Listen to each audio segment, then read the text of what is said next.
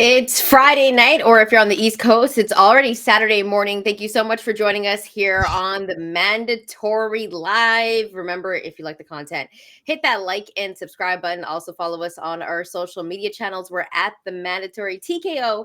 You can also find us on the audio side as well. Keep that in mind. Give us a 5-star, leave a rate and review because that all helps the channel grow. And if you've already done that, thank you so much. Because I think we do have to talk about what's next for Arnold, but I think for Teo, the rumor is that he's going to move up and try to fight Jerron Boots Ennis. How do you feel about that? Nope. Okay. What would you Nope. rather see? What would you rather see from Teofimo Lopez? I think Boots, like Teofimo Lopez again. It's now 6 wins in this weight class, 1 knockout, and it was against Pedro Campa. I mean, like if he's inconsistent, Boots has had really just like one dude you could say he's quote unquote struggled against, which is Karen Chukada-san, who's a tricky fighter. But against Teofimo Lopez, like, look, I'll watch the fight if you give it to me. Like as a consumer, as someone who covers this stuff, like absolutely, we'll do a show, we'll do a preview, all the things. But I mean, I don't know about that. I think Boots wins that one kind of comfortably, if I'm being honest. Well, he would be coming up a weight class, right? Teofimo, yeah. And Boots, he looked really good in his last fight, and I think the way that his build is like at welterweight, I think Boots, money wise, and we were talking Yes. about billing, it's Yes. huge, it's massive. Mhm. And I think that's why Boots would consider it. And I think that's why Teo wants to obviously consider it because it is a big fight to make. Because also, when you take a look at this weight class, keep in mind, Devin Haney has moved up, Ryan Garcia has moved up, right?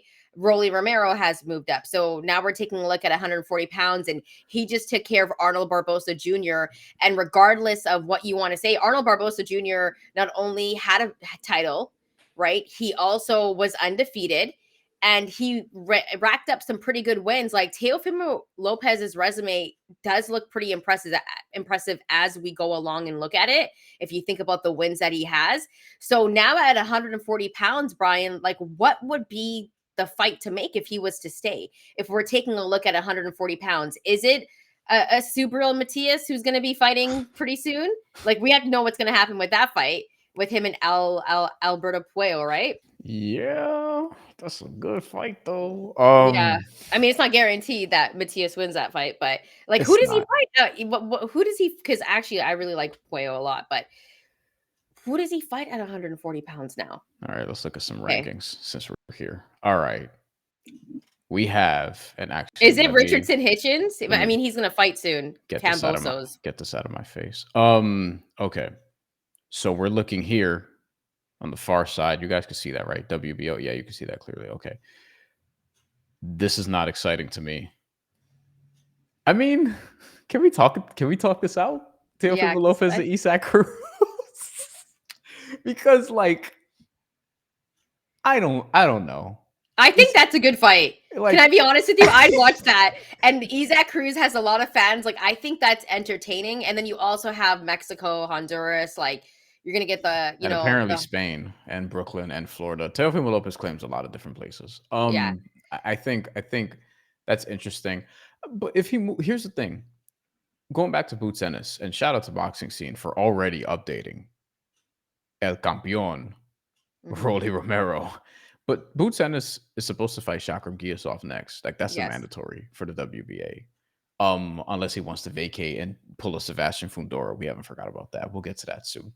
Not this episode. But if he's gonna fight Giyasov next, and he was they gave him a double mandatory. The WBO is like, you have to fight Giyasov next, and then you have to fight the winner of Ryan versus Rolly. To which I mistakenly assumed Ryan would take care of business. But apparently Osterine is very important.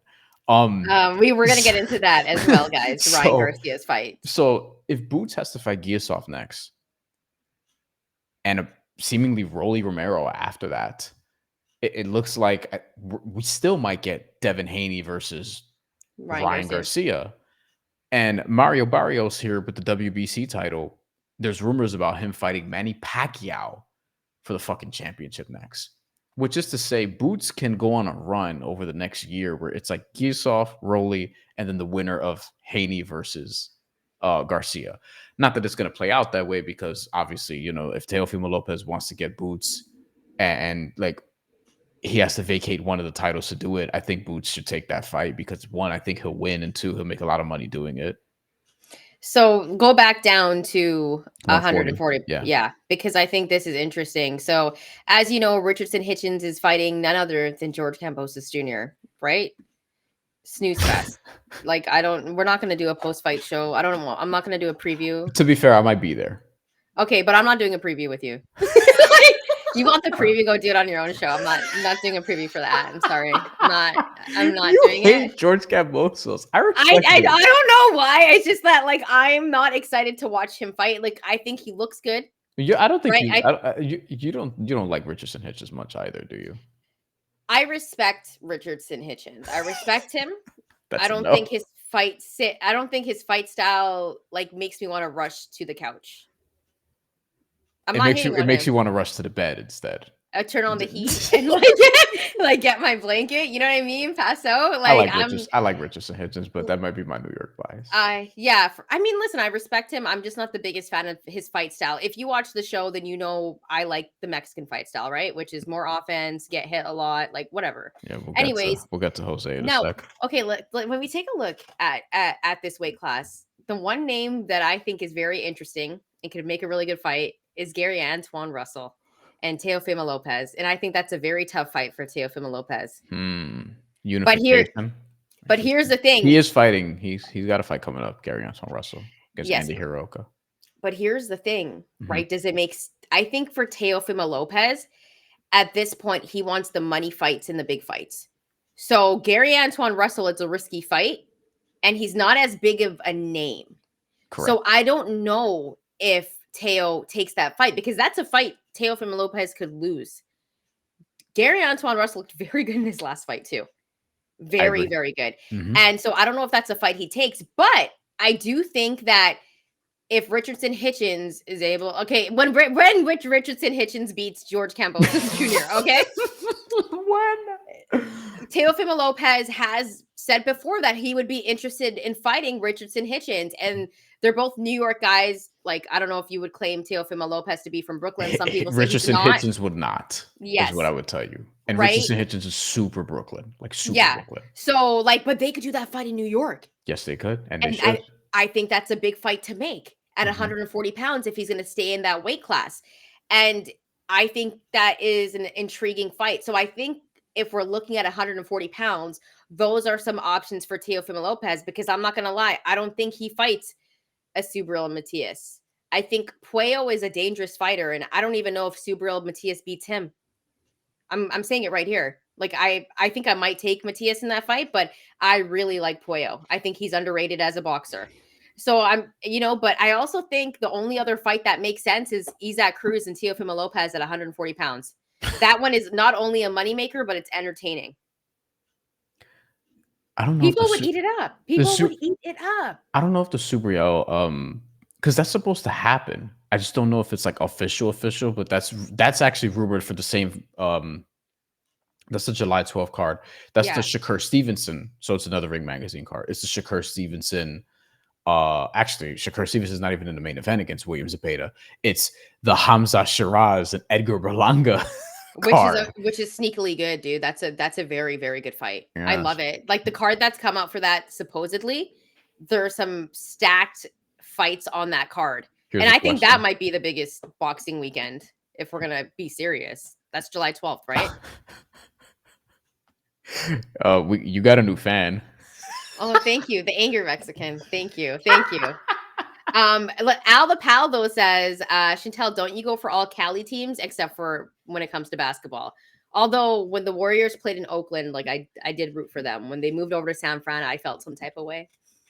We have Monticello who says, wouldn't even consider Liam when he beat Matias. Well, the problem with that is Liam got beaten soundly by Richardson Hitchens after, and Subriel Matias is at least coming off a couple of wins. And Super Matias reportedly is getting that shot against Alberto Puello, so he's going to get the title shot. I don't know what happens to Liam Paro next.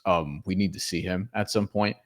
And he only moved down to number 4 here, so he's not like out of the title picture. And he's number 5 at the WBO, and number 6 at the WBC actually, so that's pretty good. But I don't think anyone's clamoring for Liam Paro to fight Teofimo Lopez. Yeah, So. if we could move up a little bit to 147 pounds, because Yes. if Teofimo Lopez does move up to welterweight, then there definitely are some intriguing fights. And actually, Brian, one that I think could be very entertaining is Rolly Romero and Teofimo Lopez. I agree. That might be one of the biggest fights that they could make.